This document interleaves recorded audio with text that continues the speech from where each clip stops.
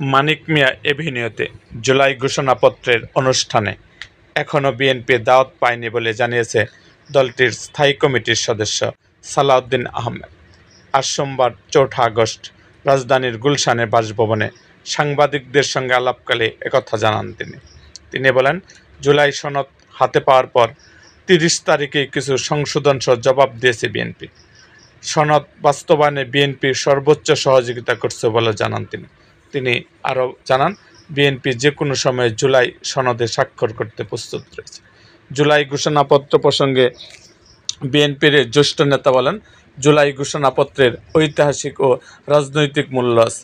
ঘোষণাপত্র যে প্রস্তাব দেওয়া হয়েছিল তা ফেব্রুয়ারিতে জবাব দিয়েছে বিএনপি।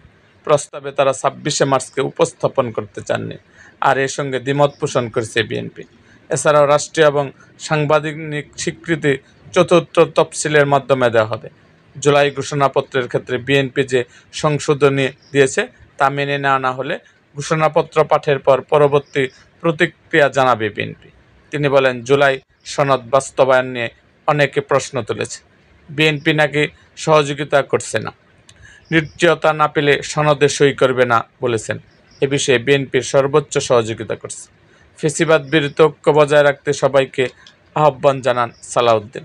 তিনি জানান, জাতীয় ঐকমত্য কমিশনের সংস্কার কমিশনের ১৯টি মৌলিক বিষয় আলোচনা হয়েছে। ১৯টির মধ্যে ৭টিতে নোট অফ ডিসেন্ট দিয়েছে বিএনপি, আর ১২টিতে একমত হয়েছে।